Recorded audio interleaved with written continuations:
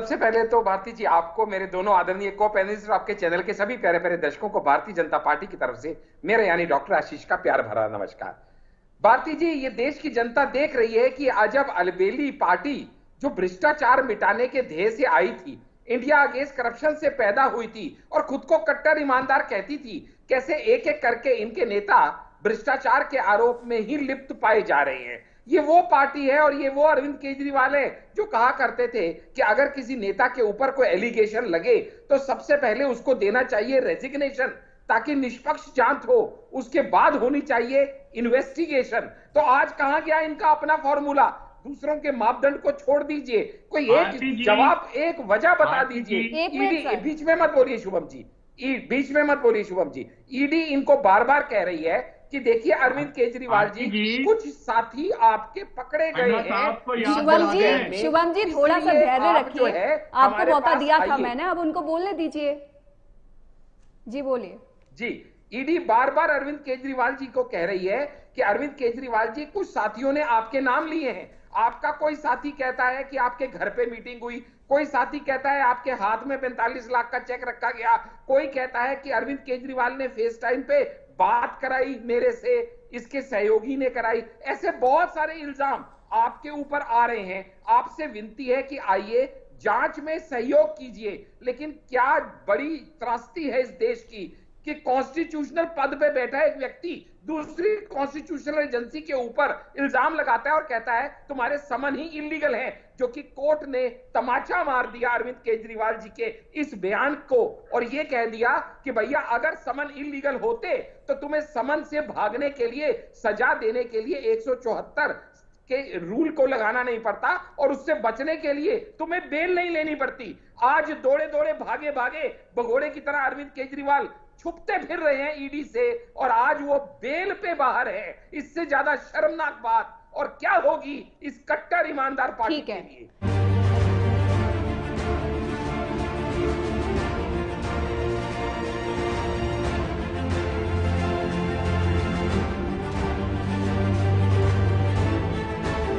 आशीष जी अपनी बात रखिए।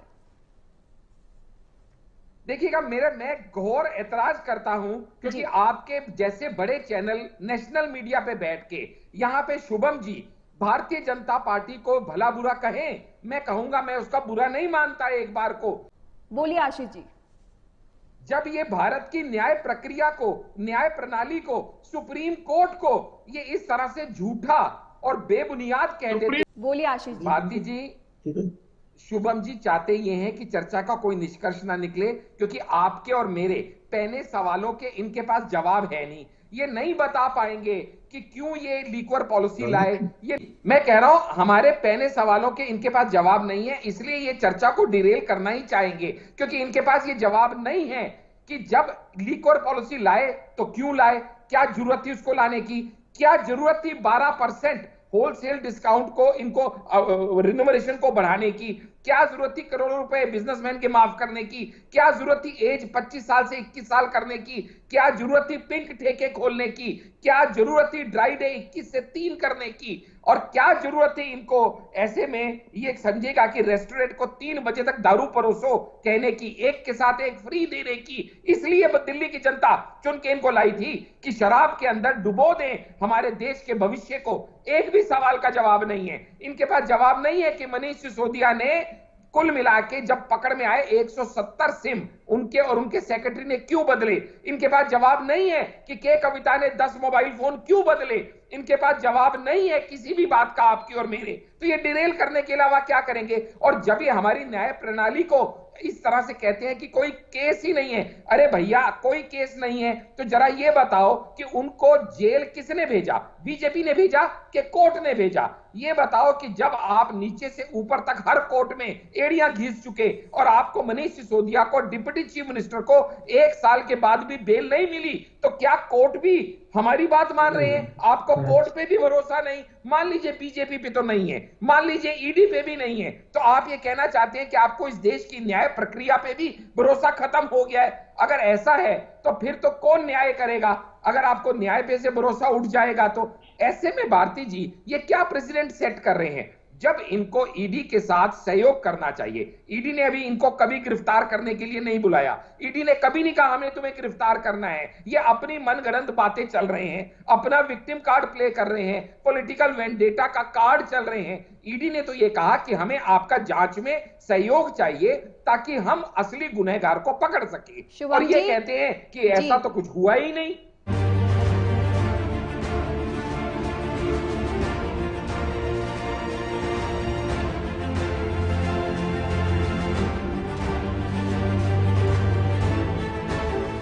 बोलिए आशीष जी। भारती जी, आपके दर्शक आज देख रहे होंगे कि इस डिबेट को शुरू किए हुए 24 मिनट हो गए हम लोगों को, और इस 24 मिनट में एक भी सवाल का जवाब शुभम जी ने नहीं दिया।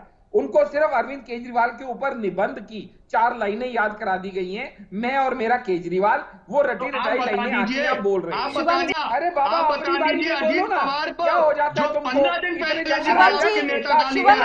शुभम जी, आप तो आए इसी मूड से हो कि वेस्ट करना है टाइम, सवालों का जवाब नहीं देना है, और अगर कोई दे भी रहा है तो उसको भी नहीं बोलने दे रहे हैं आप। आशीष जी बोलिए। जी, मैं ये कह रहा हूं कि जैसे कि मनीष जी ने बहुत क्लियरली बताया, पहली बात तो लिक्वर स्कैम हुआ है, ये कोर्ट भी मान चुका है कि 338 करोड़ की ट्रेल हमको क्लियर दिखाई दे रही है। दूसरा, ये ऑलरेडी कोर्ट कह चुका है ईडी की 36 चार्जशीट के बाद कि ऐसा महसूस होता है, इसके क्लियर एविडेंस है कि this liquor policy was a brainchild of Shri Arvind Kejriwal. ये दोनों बातें कोर्ट ने कही।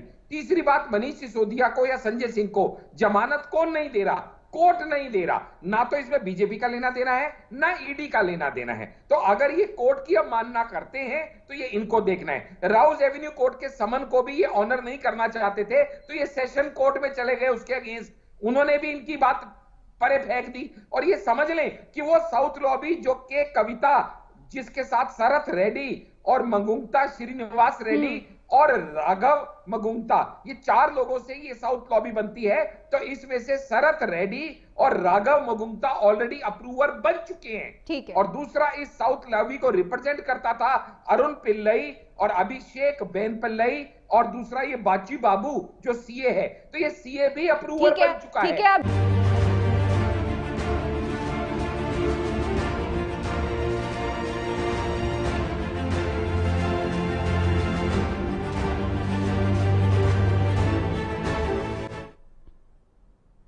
के कविता की गिरफ्तारी के बाद अरविंद केजरीवाल की गिरफ्तारी की आशंका बढ़ गई है।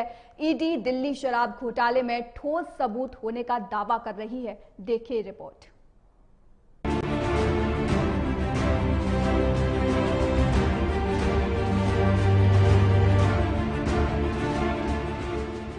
दिल्ली शराब घोटाले को लेकर सीबीआई और ईडी की जांच अब तक कई बड़े राजनेताओं तक पहुंच चुकी है। इस मामले में ईडी ने तेलंगाना के पूर्व सीएम के चंद्रशेखर राव की बेटी के कविता को गिरफ्तार कर लिया है। इससे पहले ईडी ने शराब नीति मामले से जुड़े कथित मनी लॉन्ड्रिंग मामले में के कविता के घर की तलाशी ली थी। इस कार्रवाई के बाद जांच टीम ने उन्हें गिरफ्तार कर लिया। ईडी ने यह कार्यवाही मनी लॉन्ड्रिंग केस के तहत की है। के कविता की गिरफ्तारी के बाद अरविंद केजरीवाल की परेशानी और बढ़ गई है। कोर्ट ने केजरीवाल को 15,000 रुपए के मुचलके और 1 लाख रुपए के निजी मुचलके पर जमानत दे दी है, लेकिन इसके बावजूद उनकी परेशानी बढ़ने की आशंका से इनकार नहीं किया जा सकता। ईडी की चार्जशीट के मुताबिक केजरीवाल को नई शराब पॉलिसी लागू होने से लेकर उसके बनने तक की पूरी जानकारी थी, जिसमें ईडी ने आरोप लगाया था कि नई आबकारी नीति को लेकर केजरीवाल के निवास पर कई बैठकें भी हुई और इस मामले से जुड़े आरोपियों से केजरीवाल ने मुलाकात और बात भी की थी। ईडी की चार्जशीट के मुताबिक एक फेस टाइम चैट्स भी जांच एजेंसी को तफ्तीश के दौरान हाथ लगी थी, जिसमें केजरीवाल ने फेस टाइम पर समीर महेंद्र से बात की थी। यह बातचीत विजय नायर के कहने पर हुई थी। ईडी ने दावा किया था कि कविता शराब कारोबारियों की लॉबी साउथ ग्रुप से जुड़ी हुई थी, जिसने दिल्ली की आबकारी नीति बनाने में बड़ी अहम भूमिका निभाई थी। ईडी का आरोप है कि साउथ ग्रुप ने विजय नायर को कम से कम 100 करोड़ रुपए की रिश्वत दी थी। ये राशि आप नेताओं को देने के लिए नायर को दी गई। ईडी अरविंद केजरीवाल और के कविता के खिलाफ ठोस सबूत होने का दावा कर रही है। अगर ईडी उन सबूतों के आधार पर के कविता की गिरफ्तारी को बढ़ाती है या कोई सजा सुनाती है, तो इससे अरविंद केजरीवाल की गिरफ्तारी की संभावनाएं बढ़ जाएंगी। AMV report.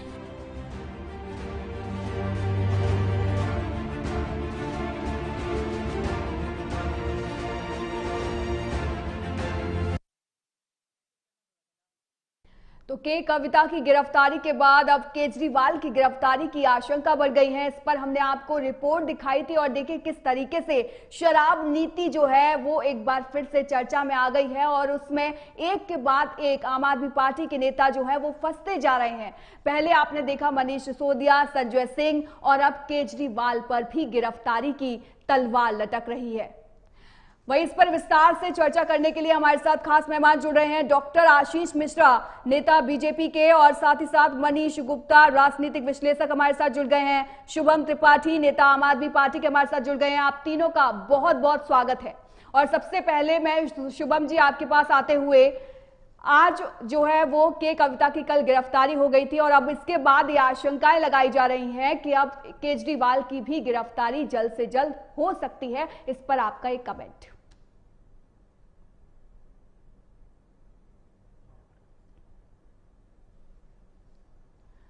शुभम जी आपकी आवाज नहीं आ रही है, अनम्यूट करिए प्लीज। भारती जी बोलिए। सबसे पहले आपका धन्यवाद एक महत्वपूर्ण चर्चा में जोड़ने के लिए। मैं आपके इस चैनल के माध्यम से आपके दर्शकों को बताना चाहूंगा कि हमारी पार्टी का शुरू से ही एक स्टैंड रहा है कि यह मुद्दा राजनीतिक प्रतिशोध और आधारहीन मामला है, आधारहीन है बिल्कुल मामला। आज देखिए, आज के जो मुद्दे हैं, देश के मुद्दे हैं, युवाओं के पास रोजगार नहीं है, किसान प्रताड़ित किया जा रहा है, महंगाई आज चरम स्तर पर है। लेकिन भाजपा आज सिर्फ और सिर्फ अरविंद केजरीवाल जी के पीछे पड़ी हुई है। ईडी के माध्यम से अरविंद केजरीवाल जी को गिरफ्तार करना चाह रही है। अरविंद केजरीवाल जी ने जब ईडी ने आपको मौका मिलेगा सर, एक एक करके कमेंट दीजिए, एक एक करके। जब अरविंद केजरीवाल जी को ईडी ने सम्मन दिया, तब अरविंद केजरीवाल जी ने ईडी से पूछा कि आप मुझे बताएं कि आखिर आप मुझे किस हैसियत से बुला रहे हैं। क्या आप मुझे गवाह के तौर पे बुला रहे हैं? क्या आप मुझे मुख्यमंत्री के तौर पे बुला रहे हैं? क्या आप मुझे आम आदमी पार्टी के संयोजक के नाते से बुला रहे हैं? आखिर आप मुझे क्यों बुला रहे हैं? आज देखिए अरविंद केजरीवाल जी ने, शुभम जी मैंने आपको टाइम दिया, गिरफ्तारी को लेकर मेरा सवाल था लेकिन आपने उसे जलेबी की तरह मोड़ दिया। आगे मैं आशीष जी आपके पास आने चाहूंगी, एक कमेंट आप भी दे दीजिए। जी सबसे पहले तो भारती जी आपको, मेरे दोनों आदरणीय को पैनलिस्ट और आपके चैनल के सभी प्यारे प्यारे दर्शकों को भारतीय जनता पार्टी की तरफ से मेरे यानी डॉक्टर आशीष का प्यार भरा नमस्कार। भारती जी, ये देश की जनता देख रही है कि अजब अलबेली पार्टी जो भ्रष्टाचार मिटाने के ध्येय से आई थी, इंडिया अगेंस्ट करप्शन से पैदा हुई थी और खुद को कट्टर ईमानदार कहती थी, कैसे एक एक करके इनके नेता भ्रष्टाचार के आरोप में ही लिप्त पाए जा रहे हैं। ये वो पार्टी है और ये वो अरविंद केजरीवाल है जो कहा करते थे कि अगर किसी नेता के ऊपर कोई एलिगेशन लगे तो सबसे पहले उसको देना चाहिए रेजिग्नेशन ताकि निष्पक्ष जांच हो, उसके बाद होनी चाहिए इन्वेस्टिगेशन। तो आज कहां गया इनका अपना फॉर्मूला? दूसरों के मापदंड को छोड़ दीजिए, कोई एक जवाब, एक वजह बता दीजिए। ईडी, बीच में मत बोलिए शुभम जी, बीच में मत बोलिए शुभम जी। ईडी इनको बार बार कह रही है कि देखिए अरविंद केजरीवाल जी, कुछ साथी आपके पकड़े गए हैं। शुभम जी थोड़ा सा धैर्य रखिए, आपको मौका दिया था मैंने, अब उनको बोलने दीजिए। जी बोलिए। जी, ईडी बार बार अरविंद केजरीवाल जी को कह रही है कि अरविंद केजरीवाल जी, कुछ साथियों ने आपके नाम लिए हैं। आपका कोई साथी कहता है कि आपके घर पे मीटिंग हुई, कोई साथी कहता है आपके हाथ में 45 लाख का चेक रखा गया, कोई कहता है कि अरविंद केजरीवाल ने फेस टाइम पे बात कराई मेरे से, इसके सहयोगी ने कराई। ऐसे बहुत सारे इल्जाम आपके ऊपर आ रहे हैं। आपसे विनती है कि आइए जांच में सहयोग कीजिए। लेकिन क्या बड़ी त्रासदी है इस देश की कि कॉन्स्टिट्यूशनल पद पे बैठा एक व्यक्ति दूसरी कॉन्स्टिट्यूशनल एजेंसी के ऊपर इल्जाम लगाता है और कहता है तुम्हारे समन ही इलीगल है, जो कि कोर्ट ने तमाचा मार दिया अरविंद केजरीवाल जी के इस बयान को और यह कह दिया कि भैया अगर समन इलीगल होते तो तुम्हें समन से भागने के लिए, सजा देने के लिए 174 के रूल को लगाना नहीं पड़ता और उससे बचने के लिए तुम्हें बेल नहीं लेनी पड़ती। आज दौड़े दौड़े भागे भागे भगोड़े की तरह अरविंद केजरीवाल छुपते फिर रहे हैं ईडी से, और आज वो बेल पे बाहर है। इससे ज्यादा शर्मनाक बात और क्या होगी इस कट्टर ईमानदार पार्टी के लिए। ठीक है, शुभम जी से मैं इसका जवाब लूंगी, लेकिन उससे पहले मैं मनीष गुप्ता जी आपसे कमेंट लेना चाहूंगी। जिस तरह की सियासत आप देख रहे हैं कि कविता के बाद क्या लगता है आपको, गिरफ्तारी जो हो सकती है केजरीवाल की? देखिए, मामला थोड़ा टेक्निकल हो गया। अभी तक ईडी इनको सम्मन भेजे जा रही थी, ये अटेंड नहीं हो रहे थे। ईडी के पास पूरा राइट था, इन्हें कभी भी अरेस्ट कर सकती थी, जिस तरीके से मानो कविता को किया, मनीष सिसोदिया को किया। इसके बाद चालाकी दिखाते हुए ईडी कोर्ट चली गई। उन्हें लगा कि कोर्ट अभी कौन गलत है कौन सही इसका फैसला नहीं कर रहा हूं मैं जी। उन्होंने कहा जब कोर्ट से नोटिस आएगा, जब कोर्ट ये देखेगी कि ईडी के 8-8 सम्मन फॉलो नहीं हुए हैं, तो कोर्ट इनको डायरेक्ट करेगी कि ये सीधे ईडी को जाए। 2-4 हियरिंग के बाद, लीगल लड़ाई के बाद फिलहाल इन्हें अग्रिम जमानत मिल गई। जाहिर है ईडी अब इन्हें गिरफ्तार नहीं करेगी हाल फिलहाल। अब इसका इंपैक्ट क्या है? मुझे लगता है अगर राजनीतिक तौर पर देखें तो भाजपा अगर खुद भी चाहती तो भी चुनावों से पहले अरविंद केजरीवाल को गिरफ्तार नहीं करती, क्योंकि ऐसे में मानो अभी कोई और खरा में किसी और में कोई अभी गिरफ्तार कर ले, कोई बहुत बड़ी बात नहीं, लेकिन राजनीतिक तौर पर इनका नुकसान हो सकता है। अरविंद केजरीवाल जिस तरीके से ममता बनर्जी ने घाव में आंखों सर पर चोट लग गई तो सिंपैथी गेन करने की कोशिश की, अरविंद केजरीवाल भी कर सकते हैं, ऐसा भाजपा सोचती है। और अगर ऐसा सोचती है तो गलत भी क्या सोचती है। तो ऐसे में अब एक तरफ तो अरविंद केजरीवाल को कोर्ट से लीगल इम्यूनिटी मिल गई और उन्हें अगली बार कोर्ट की हाजिरी में भी पेश नहीं होना। इधर ईडी को एक तरीके से यह है कि अब मौका मिल गया कि अगली बार कुछ और भेजेगी। बड़ी बात इसमें यह है कि जितना भी जो स्कैम की बात है, जो भी एविडेंस है, एविडेंस इतने सीरियस हैं, इतने ज्यादा सीरियस हैं कि राउज एवेन्यू कोर्ट है, हाई कोर्ट है, सुप्रीम कोर्ट है, क्यूरेटिव पिटीशन है, सब जगह से मनीष सिसोदिया को या संजय सिंह को बेल नहीं मिल रही है। बिल्कुल मनीष जी, सवाल यही है कि जो एक मिनट, सिर्फ एक मिनट, मामला बेहद गंभीर है। लेकिन अरविंद केजरीवाल के साथ सिर्फ एक अच्छा पॉइंट ये है कि वो इतने समझदार निकले कि उन्होंने कोई कागज बतौर मुख्यमंत्री साइन नहीं किया।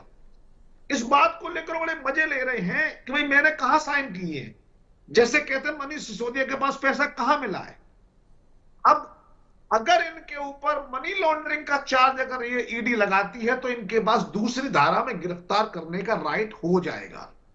ऐसे में मुझे ऐसा लगता है कि दिल्ली में चुनाव होते ही या जैसे ही चुनाव पूरे कंप्लीट होते ही गिनती शुरू होने से पहले ईडी के पास पूरा मौका होगा अरविंद केजरीवाल को गिरफ्तार करने का। ठीक है, ठीक है शुभम जी, अब आप मेरे सवाल का जवाब दीजिए। जो आप पर आरोप लगाए भी जा रहे हैं बीजेपी की तरफ से भी, और अभी मनीष गुप्ता जी ने भी कहा, आप लोग भ्रष्टाचार को खत्म करने के लिए आए थे, आपकी पार्टी राजनीति में भ्रष्टाचार को खत्म करने के लिए आई थी, और आज सबसे बड़ा भ्रष्टाचार का आरोप आप ही की पार्टी पर लगा हुआ है। ये जनता के साथ धोखा है ना? देखिए भारती जी, ये कोई घोटाला है ही नहीं, ये सिर्फ और सिर्फ इन लोगों की भाजपा की एक मनगढ़ंत कहानी है। अंडा साहब आपकी बातों का जवाब मिलेगा। इनकी सिर्फ और सिर्फ एक मनगढ़ंत कहानी है। देखिए 2-2 साल से नेताओं को, आम आदमी पार्टी के नेताओं को अंदर करके रखा हुआ है। आशीष जी आपको मौका दूंगी मैं, आशीष जी आपको मौका दूंगी, लेकिन शाउटिंग मैच नहीं करना है। आज अचानक ऐसा क्या हो गया? 2 महीने के अंदर आपने 8 सम्मन भेज दिए अरविंद केजरीवाल जी को। इनकी मंशा सिर्फ और सिर्फ अरविंद केजरीवाल जी को गिरफ्तार करने की थी। इनकी मंशा आम आदमी पार्टी के संयोजक को गिरफ्तार करने की थी, क्योंकि ये लोग भारतीय जनता पार्टी 2024 का ये चुनाव हारने जा रहे हैं, इंडिया गठबंधन चुनाव जीतने जा रहा है। दूसरी बात, हंडा जी आप भ्रष्टाचार की बात करते हो, मैं आपको बता दूं, आप भूल गए होंगे अजीत पवार सिंचाई घोटाला, मुकुल रॉय शारदा घोटाला, नारायण राणे लैंड घोटाला, तो येदियुरप्पा माइनिंग घोटाला, छगन भुजबल सदन घोटाला, और सबसे बड़ा कलंक आपके ऊपर हेमंत बिस्व शर्मा वाटर घोटाला, ये सारे के सारे नेता आज आपकी गोदी में बैठे हुए हैं। जब ये लोग सामने थे तब इन्हें आप चोर बोलते थे, जब ये आपके साथ आ गए आज आप इनके साथ सत्ता में भागीदार हो रहे हैं। बाद में उसमें शराब घोटाला भी जोड़िएगा सर, बाद में उसमें शराब घोटाला भी जोड़िएगा सर। आरोप है आप पर कि साउथ ईस्ट ग्रुप और दिल्ली के सत्ताधारी आम आदमी पार्टी के बीच एक डील हुई थी और 100 करोड़ रुपए दिए गए हैं। 100 करोड़ रुपए मामूली रकम नहीं होती है। आपने इतने सारे घोटाले गिना दिए, उसमें शराब घोटाला भी जोड़िए आप। चलिए ठीक है, ये कोई घोटाला अभी प्रूव नहीं हुआ है। मैं आपको बता दूं ये कहानी मनगढ़ंत है, ये कहानी राजनीति से प्रेरित है। मैं आपको बता दूं 2-2 साल से नेताओं को अंदर किया हुआ है। ठीक है, सबूत नहीं है। आशीष जी अपनी बात रखिए। देखिएगा, मैं घोर ऐतराज करता हूं क्योंकि आपके जैसे बड़े चैनल नेशनल मीडिया पे बैठ के यहाँ पे शुभम जी भारतीय जनता पार्टी को भला बुरा कहें, मैं कहूंगा मैं उसका बुरा नहीं मानता एक बार को, लेकिन जब ये भारत शुभम जी आपकी बात सुनी थी ना, ये नहीं होगा सर, ये नहीं होगा ना सर, ये तमाशा थोड़ी है, डिबेट है ना सर, एक एक करके बोलिएगा प्लीज। शुभम जी मैंने आपको पूरा मौका दिया था, अब आप धैर्य के साथ सुनिए जैसे उन्होंने सुना। बोलिए आशीष जी। जब ये भारत की न्याय प्रक्रिया को, न्याय प्रणाली को, सुप्रीम कोर्ट को ये इस तरह से झूठा और बेबुनियाद कह देते हैं, सुप्रीम कोर्ट को झुठलाया किसने? हर भारतीय सुप्रीम कोर्ट ने ऑर्डर दिया, दिल्ली के मुख्यमंत्री तकलीफ सबसे बड़ी पावर है, ये रातों रात संशोधन ले आए, रातों रात इन्होंने। आप ऐसे ही बोलते रहिएगा सर, आप ऐसे ही बोलते रहिएगा, चर्चा का कुछ भी रिजल्ट नहीं निकलेगा बाद में। थोड़ी मर्यादा के साथ, थोड़े धैर्य के साथ सुन लीजिए। बोलिए आशीष जी। भारती जी, शुभम जी चाहते ये हैं कि चर्चा का कोई निष्कर्ष ना निकले क्योंकि आपके और मेरे पहले सवालों के इनके पास जवाब है नहीं। ये नहीं बता पाएंगे कि क्यों ये लिक्वर पॉलिसी लाए, ये नहीं बता पाएंगे क्यों इसमें एज 25 साल से कम करके 21 साल की, ये नहीं बता पाएंगे ड्राइव। कल वाले तो डल ही गए हो। मनीष जी कुछ प्रॉब्लम है क्या? नहीं। ठीक है आशीष जी बोलिए। जी मैं कह रहा हूं हमारे पहले सवालों के इनके पास जवाब नहीं है, इसलिए ये चर्चा को डिरेल करना ही चाहेंगे क्योंकि इनके पास ये जवाब नहीं है कि जब लिक्वर पॉलिसी लाए तो क्यों लाए, क्या जरूरत थी उसको लाने की, क्या जरूरत थी 12% होलसेल डिस्काउंट को, इनको रिन्यूमरेशन को बढ़ाने की, क्या जरूरत थी करोड़ों रुपए बिजनेसमैन के माफ करने की, क्या जरूरत थी एज 25 साल से 21 साल करने की, क्या जरूरत थी पिंक ठेके खोलने की, क्या जरूरत थी ड्राई डे 21 से 3 करने की, और क्या जरूरत थी इनको ऐसे में ये समझेगा कि रेस्टोरेंट को 3 बजे तक दारू परोसो कहने की, एक के साथ एक फ्री देने की। इसलिए दिल्ली की जनता चुन के इनको लाई थी कि शराब के अंदर डुबो दें हमारे देश के भविष्य को। एक भी सवाल का जवाब नहीं है इनके पास। जवाब नहीं है कि मनीष सिसोदिया ने कुल मिला के जब पकड़ में आए 170 सिम उनके और उनके सेक्रेटरी ने क्यों बदले। इनके पास जवाब नहीं है कि के कविता ने 10 मोबाइल फोन क्यों बदले। इनके पास जवाब नहीं है किसी भी बात का आपकी और मेरे। तो ये डिरेल करने के अलावा क्या करेंगे। और जब ये हमारी न्याय प्रणाली को इस तरह से कहते हैं कि कोई केस ही नहीं है, अरे भैया कोई केस नहीं है तो जरा ये बताओ कि उनको जेल किसने भेजा, बीजेपी ने भेजा कि कोर्ट ने भेजा। ये बताओ कि जब आप नीचे से ऊपर तक हर कोर्ट में एड़ियां घिस चुके और आपको मनीष सिसोदिया को डिप्टी चीफ मिनिस्टर को 1 साल के बाद भी बेल नहीं मिली तो क्या कोर्ट भी हमारी बात मान रहे हैं। आपको कोर्ट पे भी भरोसा नहीं, मान लीजिए बीजेपी पे तो नहीं है, मान लीजिए ईडी पे भी नहीं है, तो आप ये कहना चाहते हैं कि आपको इस देश की न्याय प्रक्रिया पे भी भरोसा खत्म हो गया है। अगर ऐसा है तो फिर तो कौन न्याय करेगा। अगर आपको न्याय पे से भरोसा उठ जाएगा तो ऐसे में भारती जी ये क्या प्रेसिडेंट सेट कर रहे हैं। जब इनको ईडी के साथ सहयोग करना चाहिए, ईडी ने अभी इनको कभी गिरफ्तार करने के लिए नहीं बुलाया, ईडी ने कभी नहीं कहा हमें तुम्हें गिरफ्तार करना है। ये अपनी मनगढ़ंत बातें चल रहे हैं, अपना विक्टिम कार्ड प्ले कर रहे हैं, पॉलिटिकल वेंडेटा का कार्ड चल रहे हैं। ईडी ने तो ये कहा कि हमें आपका जांच में सहयोग चाहिए ताकि हम असली गुनहगार को पकड़ सके, और ये कहते हैं कि ऐसा तो कुछ हुआ ही नहीं। ठीक है शुभम जी, आप हंसते ही रहिएगा या कोई जवाब दीजिएगा भी। मैडम, ईडी ने समय इतने दीजिएगा, समन जरूर जवाब भेजे, देंगे। 8 आज समन डॉक्टर भेजे साहब जा को- चुके हैं केजरीवाल जी को, डॉक्टर साहब लेकिन को वो बताना पेश नहीं हो चाहूंगा, रहे हैं।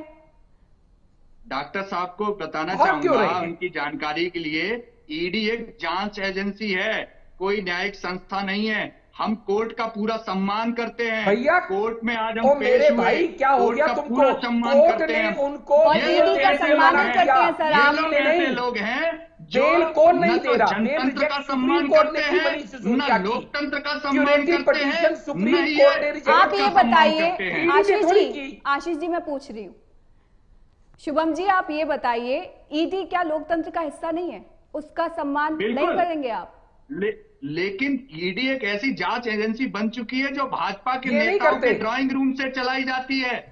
ईडी ही भाजपा है, अरे सुन भाजपा लो ही बात। ईडी है। अरे तो इस ईडी को बात छोड़ो आप ना, कैसे नहीं कोर्ट मानेगी? राउस एवेन्यू आप कोर्ट देखिए, कहता है बस कि आप अभी यही इलेवन आरोप कौन है? लगाते रहिएगा शुभम जी, ये सब आप यही प्रश्न आरोप है। लगाते रहिएगा, आप किसी भी सवाल के जवाब बेबुनियाद देने के बातें मुंह में मैडम, आरोप दिखाई नहीं लगाने दे के अलावा रहे इनके पास और हैं। है चलिए क्या? मनीष गुप्ता जी, मैं आपके पास आना चाहूंगी। मतलब गले अमित तक भरे हुए अरोड़ा, हैं ये पिछले भ्रष्टाचार साल से। आरोपी जो था अमित अरोड़ा, उसको ईडी ने रिमांड पर लिया और उसके बाद के कविता झांसे में आई और आज ये टाइम आ गया कि उनकी गिरफ्तारी तक हो गई है। आप क्या कहेंगे?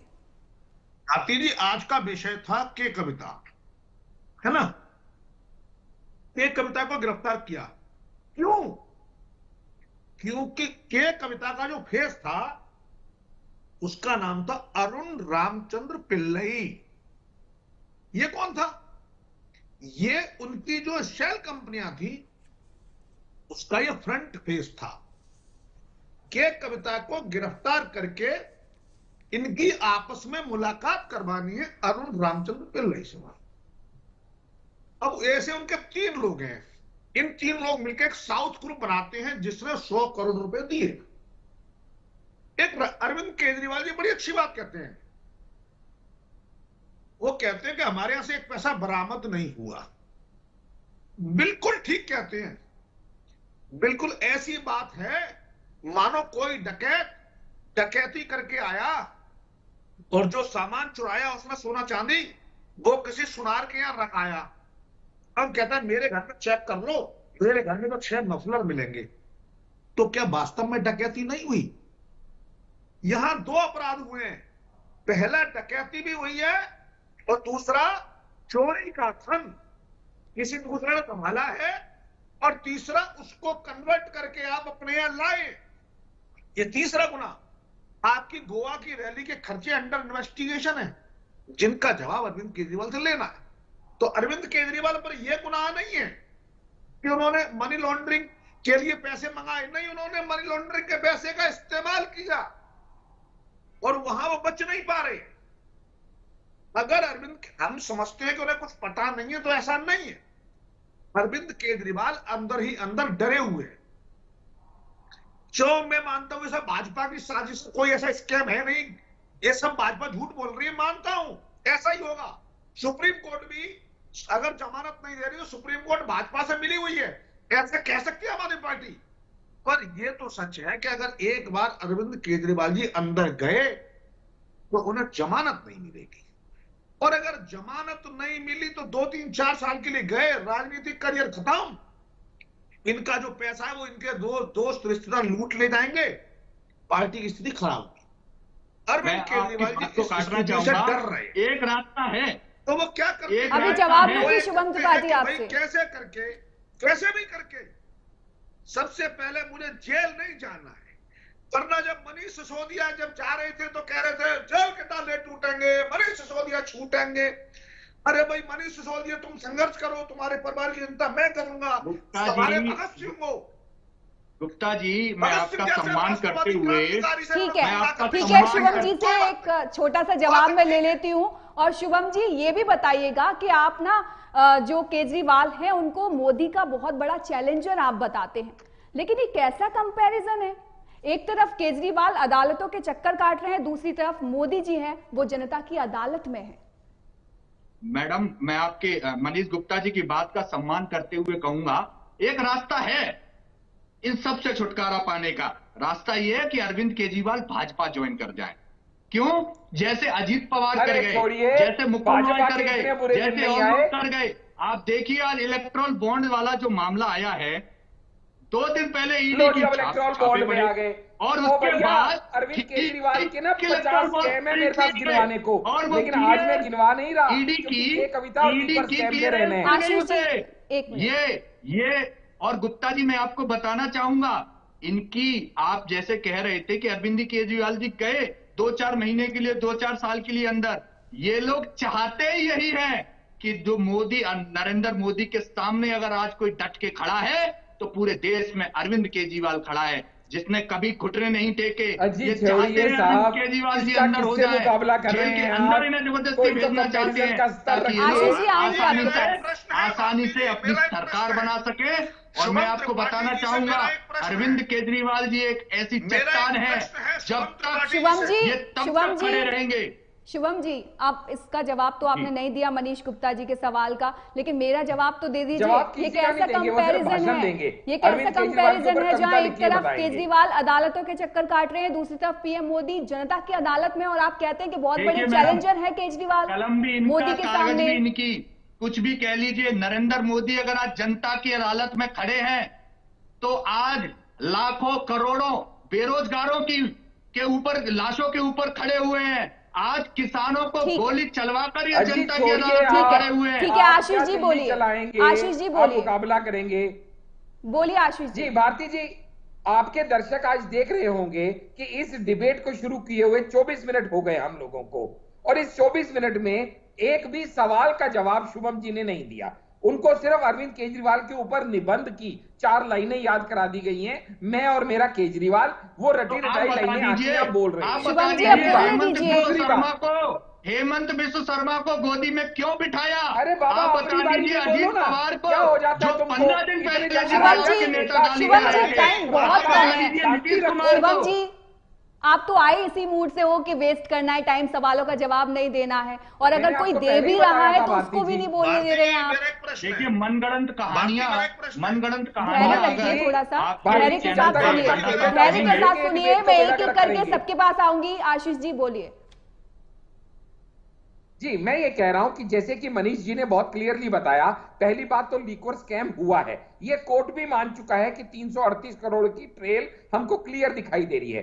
दूसरा, ये ऑलरेडी कोर्ट कह चुका है ईडी की 36 चार्जशीट के बाद कि ऐसा महसूस होता है, इसके क्लियर एविडेंस है कि this liquor policy was a brainchild of Shri Arvind Kejriwal. ये दोनों बातें कोर्ट ने कही। तीसरी बात, मनीष सिसोदिया को या संजय सिंह को जमानत कौन नहीं दे रहा? कोर्ट नहीं दे रहा। ना तो इसमें बीजेपी का लेना देना है, ना ईडी का लेना देना है। तो अगर ये कोर्ट की अब मानना करते हैं तो ये इनको देखना है। राउज एवेन्यू कोर्ट के समन को भी ये ऑनर नहीं करना चाहते थे, तो ये सेशन कोर्ट में चले गए उसके अगेंस्ट, उन्होंने भी इनकी बात परे फेंक दी। और ये समझ लें कि वो साउथ लॉबी जो के कविता, जिसके साथ शरथ रेड्डी और मगुंगता श्रीनिवास रेड्डी और राघव मगुंगता, ये 4 लोगों से ये साउथ लॉबी बनती है। तो इसमें से शरथ रेड्डी और राघव मगुंगता ऑलरेडी अप्रूवर बन चुके हैं। ठीक है। और दूसरा, इस साउथ लॉबी को रिप्रेजेंट करता था अरुण पिल्लई और अभिषेक बेनपल्लई, और दूसरा ये बाची बाबू जो सीए है।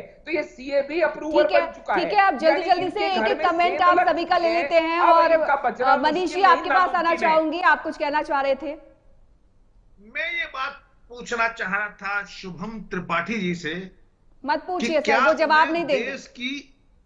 क्या उन्हें देश की जुडिशियरी पर यकीन है कि नहीं है, पहले ये बता दें। नहीं, बिल्कुल हम कोर्ट का सम्मान करते हैं, और आज कोर्ट में यकीन है, हम पेश भी हुए। झूठ बोलते हैं आप। बिल्कुल गुप्ता जी, अगर तो क्या आप सुप्रीम कोर्ट के इस आदेश से कि मनीष सिसोदिया को जमानत नहीं मिलेगी, इस बात से सहमत हैं कि नहीं है? ठीक है, बताइए। देखो हम कोर्ट के शुभम जी, आदेशों शुभम का हम जी, सम्मान अगर करते हैं, मामला और ये हमें तो होता ही सम्मान करते नहीं, रहेंगे। शुभम जी, अगर ये मामला आया गया होता तो जमानत मिल चुकी होती। आप समझिए, गंभीरता को समझिए, कितना बड़ा मुद्दा है कि जमानत ही नहीं मिल रही है। मैडम भारती जी, मुद्दा यहाँ जमानत नहीं है, मुद्दा यहाँ अरविंद केजरीवाल है। इनका सिर्फ और सिर्फ मकसद अरविंद केजरीवाल जी को अंदर करना है, ताकि ये आसानी से भारतीय ठीक है, जनता आप पार्टी तीनों का आसानी से बहुत बहुत चुनाव धन्यवाद एएमबी नेटवर्क के साथ जुड़ने के लिए।